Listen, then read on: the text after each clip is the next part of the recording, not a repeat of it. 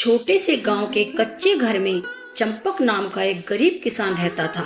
चंपक की पत्नी का देहांत कुछ साल पहले हो चुका था। उसकी जिंदगी कठिनाइयों से भरी हुई थी, लेकिन उसकी दुनिया उसके दो बेटों रवि और अमन के इर्द गिर्द ही घूमती थी। उसने अपने बच्चों के लिए सिर्फ पिता ही नहीं बल्कि एक माँ की भूमिका भी निभाई थी।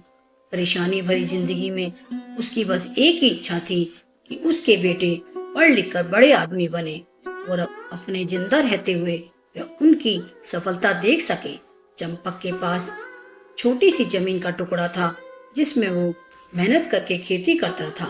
खुद पुराने फटे हुए कपड़ों में घूमता रहता, लेकिन बेटों की फीस किताबों के लिए उसने कभी कोई कमी नहीं आने दी।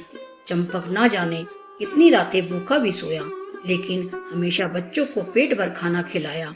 बच्चों की परवरिश में कोई कमी नहीं रखता। जब वह गर्मियों की तपती दोपहर में खेतों में पसीना बहाता तो बस यह सोचकर खुश हो जाता कि एक दिन उसकी मेहनत और त्याग रंग लाएंगे। उसने जो सपने अपने परिवार के लिए देखे हैं उन्हें उड़ान जरूर मिलेगी। समय बीतता गया। रवि और अमन अपनी कॉलेज की पढ़ाई करने शहर चले गए। चंपक को बेटों की चिंता होती थी कि ना जाने बड़े शहर में बच्चे अपना ख्याल सही से रख पाएंगे या नहीं। शहर की चकाचौंध में रवि और अमन इतना डूब गए थे कि उन्हें गांव की वो सादा जिंदगी और पिता का किया हुआ त्याग छोटा लगने लगा था। उन्होंने पिता के फोन कॉल को इग्नोर करना शुरू कर दिया था। चंपक जब भी बेटों को फोन करता तो उसे एक के बाद एक बहाने मिलते। पापा, मैं अभी मीटिंग में हूँ, किसी बड़े प्रोजेक्ट के चलते बिजी हूँ, बाद में बात करूंगा। चंपक बेटों के इस व्यवहार से दुखी था, लेकिन फिर अपने मन को समझा लेता कि बच्चे अब नौकरी करते हैं, व्यस्त तो रहेंगे ही। चंपक अपनी उम्र के अब उस पड़ाव पर आ चुका था कि उसकी सेहत ठीक नहीं रहती थी। खेतों में काम करना भी मुश्किल हो चुका था। हिम्मत होती तो खाना बना लेता, वरना वैसे ही भूखा सो जाता। उसे बस एक ही उम्मीद थी कि बेटे जब अच्छे से सेटल हो जाएंगे तब मैं चैन की सांस लूंगा। एक दिन ऐसा आया कि वह बिस्तर से उठ नहीं पाया। दर्द से कहराते हुए उसने रवि को फोन किया। बेटा रवि, मेरी तबीयत बहुत खराब है, तुम एक दिन की छुट्टी लेकर गांव आ जाओ। रवि ने कहा, पापा मुझे ऑफिस में बहुत काम है, छुट्टी मिलना तो मुश्किल है, आप डॉक्टर को बुलाकर दिखा लो। चंपक की आंखें नम थी। उसने एक उम्मीद के साथ अमन को फोन लगाया, लेकिन अमन ने भी कहा, पापा मैं बिजनेस ट्रिप पर शहर से बाहर आया हुआ हूँ, अभी नहीं आ सकता। चंपक की आंखों से आंसू बहने लगे। उसे अपने बेटों से कोई शिकायत नहीं थी। उसे पता था कि अब उसके पास गिने चुने दिन ही बचे हैं। उसने फिर कभी रवि और अमन को फोन नहीं किया। कुछ दिनों बाद रवि और अमन के पास गांव से एक पड़ोसी का फोन आया। उसने बताया कि अब उनके पिता इस दुनिया से चल बसे हैं। दोनों को सुनकर एक झटका लगा।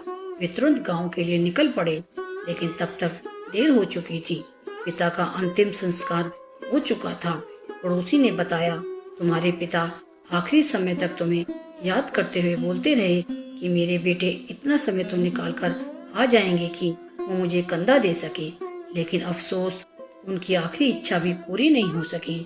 ये सब सुनकर रवि और अमन फूट फूट कर रोने लगे। घर के कोने में रखी चंपक की पुरानी चप्पल, फटे कपड़े और धूल में सना कमरा रवि और अमन को एहसास दिला रहा था कि उनकी हर इच्छा के लिए उनके पिता ने अपनी जिंदगी का हर सुख त्याग दिया था। जहां उनके पिता आखिरी सांस ले रहे थे, उस जगह बैठकर दोनों को अपनी गलती का एहसास हुआ कि उन्होंने अपने पिता के त्याग की कीमत कभी समझी ही नहीं।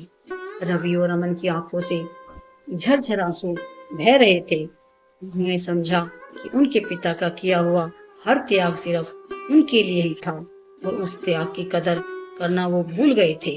उन्होंने महसूस किया कि उन्होंने सब कुछ पाते हुए भी सब खो दिया। कहानी से सीख, यह कहानी सिर्फ चंपक की नहीं, हर उस पिता की है जो अपने बच्चों के लिए अपनी जिंदगी का हर सुख चैन त्याग देता है। पिता का त्याग अनमोल होता है और हमें उस त्याग की समय रहते कदर कर लेनी चाहिए। दोस्तों, अगर वीडियो अच्छी लगी हो तो एक लाइक